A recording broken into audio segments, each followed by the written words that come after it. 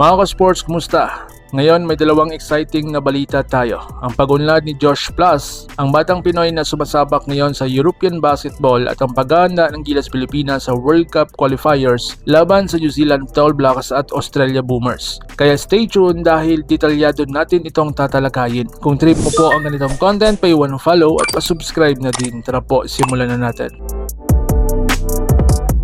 Mga ka-sports, Josh Plus, ang bagong mukha ng batang Pinoy. Kilalanin natin ang player na ito na isang batang manlalaro ng basketball na may taas na 6'8".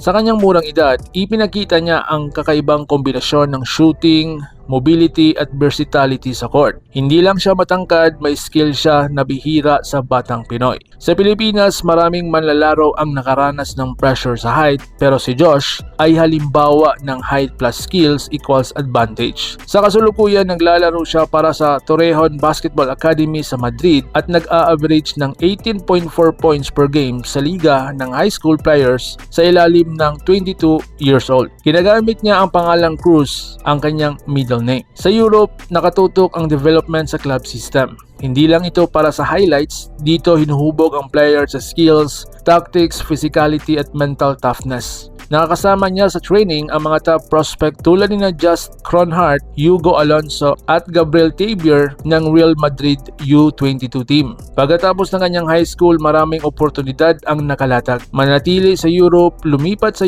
US o bumalik sa Pilipinas. Ang mahalaga, nagkikita natin na may potensyal si Josh na maging world-class player at magbigay dangal sa ating inang bayan. Mga sports, Gilas Pilipinas handa na sa hamon. Samantala, handa na rin ang ating national team para sa laban kontra New Zealand at Australia sa World Cup qualifiers this coming February 26 at this March. Kahit may injury concerns at hamon sa kalaban, nanatiling matatag ang ating koponan. Isang magandang balita na 100% na si Chris Newsome na malaking tulong sa lineup. Ang kanyang karanasan at galing ay susi sa strategy ni Coach Tim Cone. Pero hindi lang physical na kondisyon ang laban, kundi ang mental preparation din ang labanan. Aminado ang Gilas na matatag ang New Zealand at Australia sa nakaraang Asia Cup. Natalo ang Pilipinas sa parehong teams kaya hawak nila ang momentum. Pinapakita rin ng New Zealand sa kanilang mind conditioning videos na handa sila at determinado. Ang strategy ng Gilas ay nakatuon sa pag-aaral ng kalaban, tamang taktika at mental preparation.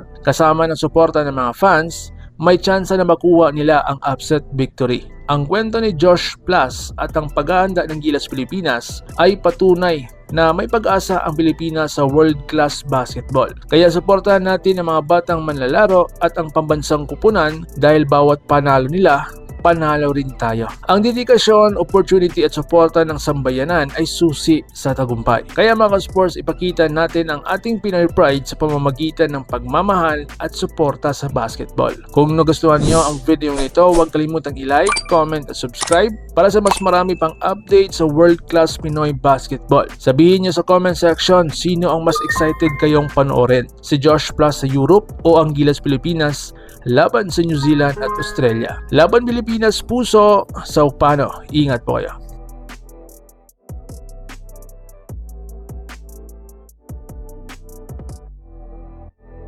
Mga ka-sports, kung hilig ninyong bumili ng mga Gilas jersey, Gilas accessories at mga gamit na pang basketball, habang nanunood po kayo sa aking mga videos, kindly check this basket on this lower part ng ating video at magpa-pop up yung ating mga items sa gilid. Mga legit po yung mga items dyan and see to it po na makabili po kayo ahead of time kasi meron po yung mga discounts and mga promos depende po sa seller. And also, kunting suporta din as a content creator po. Salamat!